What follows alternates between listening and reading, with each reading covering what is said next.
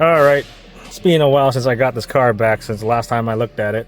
But this thing is a 2007 Honda CRV with the torque converter judder. Around 40 to 50 kilometers an hour when the torque converter locks up and you just slightly dip in and then the whole car just like shakes. And then it's pretty violent. Tried to flush, did nothing. No software updates. This is a 2007, so not often do you see an early, well, in this generation, CRV Judder. They're more like the what is it, the 2012 and up. There was a software update for it, but that's that. But these things, I guess, they do suffer. Not as common, but they do suffer from torque converter judder. So 201,000 kilometers, almost 202,000 kilometers. So we're gonna replace the torque converter on this thing, and that's what it's in for. I think last time I looked at it was like over a month ago, and they're finally here to do it. So you know the drill. Drop the subframe, take the suspension out, and then yeah, just remove the transmission. Gotta make sure I have all my parts before I start tearing stuff apart, because I'm probably gonna have other stuff to do. Well, they got me the torque converter rear main seal and then an exhaust gasket. I don't even know if I need this, but they didn't get me the torque converter seal, which I'm replacing the torque converter. But they did say they're gonna get it's gonna come in tomorrow, so I might as well just pull this thing out, or I mean the tranny out. Oh, classic stud and a nut, because they lost it. Probably fell down there somewhere. Maybe we'll find it when I start taking stuff apart. I gotta remove this battery anyways. Alright, so I'm gonna explain how I'm gonna do this. So listen carefully if you're doing this yourself. So the steering rack's gonna stay. Yeah, it's gonna stay because all these bolts are easily accessible. So here, I can reach and get to all the bolts on the steering rack. Same thing over here. I can reach in and access the bolts on the steering rack here. So steering rack, power steering lines can all stay. I am going to remove the drive shaft, so that's going to come off. And then you're going to remove your sway bar links, lower control arm bolts. Yeah, this guy. And then your transmission filter line. All you got to do is remove the bolt here, and you can separate it. And then we're going to remove this this plate, and then remove the torque converter bolts. I'm going to drain tranny fluid because I'm going to drain it anyways. I completely forgot about the return line. You can remove the 10 mil and unclip it from the subframe, and this line can stay, and you can drop the subframe without having to disconnect this steel line part of it, so you don't lose any power steering fluid. And then you know, your lower dog mount, and then that should be it. We can drop the subframe, and then that's it. Other than that, I got to remove this plastic cover that covers up the subframe a bit here, where your bolts go into the body. So yeah, it's like I've done this before. This should be still nice and red still. See, nice and red. Nothing on the magnet, hardly. Guess what I found once I was pulling off this skid plate. The battery terminal bolt. I can probably put this back on the negative terminal later. It's been sitting in there for a while. Other than that, the front here has plenty of space. You just gotta take this thing off for the transmission filter, right? I think there's a ground here somewhere. Maybe not. Can't remember. Might be up there. Yeah, it's not a whole lot. All right, so I removed the torque converter bolts. I unclipped the return line on the subframe. I completely forgot about the shifter cable that's up here or down here. So just gotta remove this cover. Bolt there. Bolt there. One more bolt here.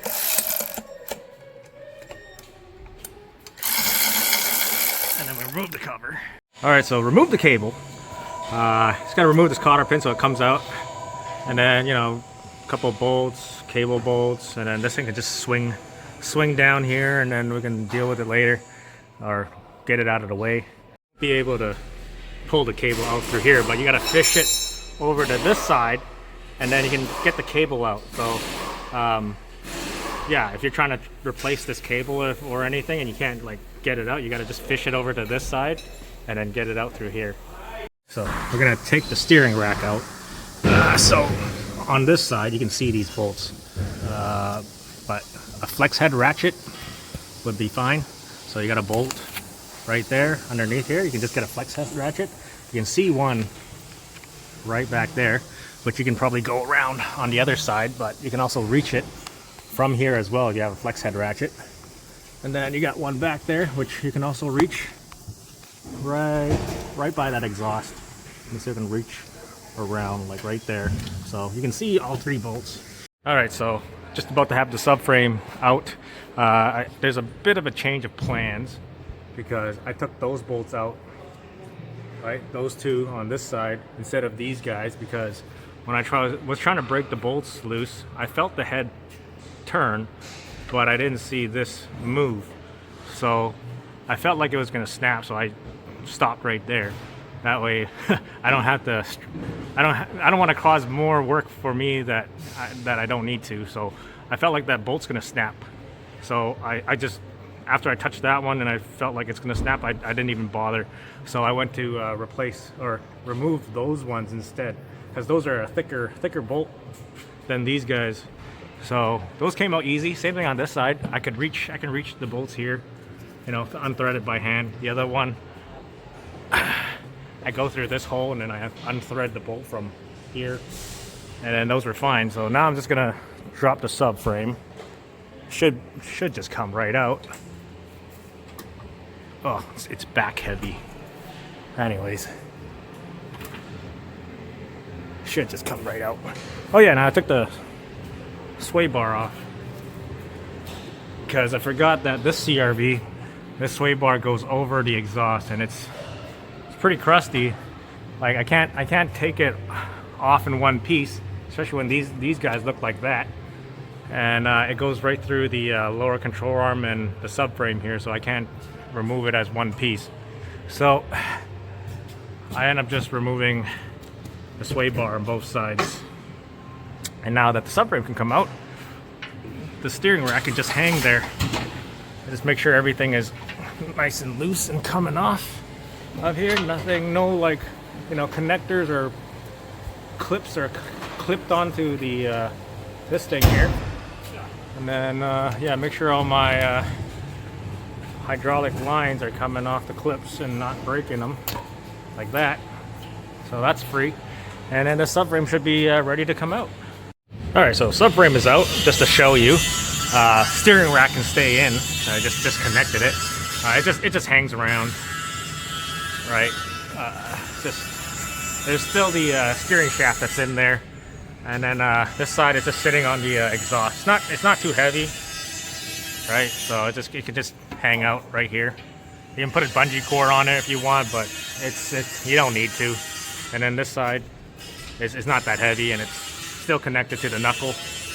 And then yeah, that's it. I'm gonna pop out the CV axles, right, this side, and then I'm gonna pop it out from here so I can keep it in there, because I don't think it's gonna come out of the hub. That way I can just still remove this guy out of the transmission over there, and then disconnect the propeller shaft. Boop. Oh, this one I can't do it. I need both hands for this one. And boop. So I think everything I need to do underneath the vehicle is all disconnected. So now I got to deal with all the stuff up here. You know, battery, airbox, connectors, bell housing bolts. But yeah, other than that, I think I'm pretty close. So I'll just do the... Oh, what the hell? Gloves on. Anyways, everything's all removed. Disconnect the connectors. Not much. Looks like we have a little home going down over here, and then more connectors down there, which I got from underneath, and then disconnected the transmission cooler lines, and then yeah, we're ready to pull the transmission out. The only thing is I still don't have a torque converter seal, so it's coming in tomorrow. I don't know when, but anyways, I'm just gonna leave this as it is, and then I'm just gonna do something else. All right, it's the next morning. I already got it out. It was just literally just bell housing bolts I got to remove, but I don't have my torque converter seal yet. So I guess I'll just take that out, replace the rear main seal. It's completely dry, so yeah. 202,000 kilometers, probably never been changed, and it hasn't even leaked. So it's pretty good. Anyways, I'm just gonna pop in the rear main seal. All right, so pop out the old seal. Popped in the new one. Make sure it's, you know, flush against the outer part of the transmission, I guess. And then we're just gonna pop in the new torque converter.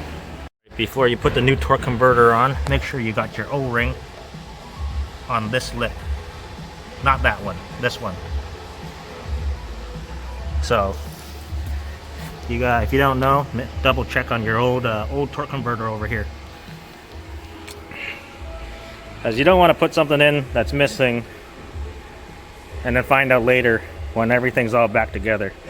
So new torque converter's in. Just got to make sure it's actually in all the way, because sometimes it might go all the way in and you think it's in, and then you go to tighten up your torque converter bolts or your bell housing bolts and you crack the oil pump. So make sure it's actually all the way in. There usually is like a little gap, right? Because if you look at the flex plate here, this sticks out quite a bit. So it's supposed to recess into the transmission just enough, and just make sure you got that space. I always just make sure, just keep rotating it and then push it in at the same time, and then when it goes thunk, it's in. All right, so before I let you guys go, because I want to, you know, set myself on cruise control and get this done before lunch actually. So just to show you how easy it is to remove the transmission on your 07 Honda CRV, the other quick tip is there's a 14mm bolt for your starter up there. You don't need to remove that. That can stay. Just the one bolt for the starter here, because that thing goes right through the transmission, because the other one doesn't actually go through. So just something so you would know, you don't have to fight and get that 14mm bolt behind the starter there. It can stay. So your starter doesn't actually have to come out. I'm just gonna set on cruise control and just get this all back together before lunch so I can do other stuff. All right, so cruised and I made it before lunch. Yeah, it was like 12:07. So everything's in except the wheels on the front and then the skid plate, but that's about it. So I can go ahead and start her up. Oh, yeah. Where's the key? Oh, there it is. Oh yeah, and I filled it up too while I had everything out. It made it easier.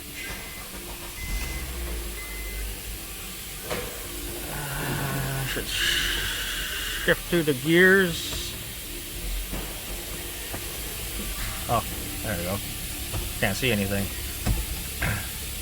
But yeah, other than that, I'm gonna go check the fluid again, and then I'm gonna go for lunch. But anyways, I hope you guys enjoyed the video. Thank you guys for watching, and I'll see you next time.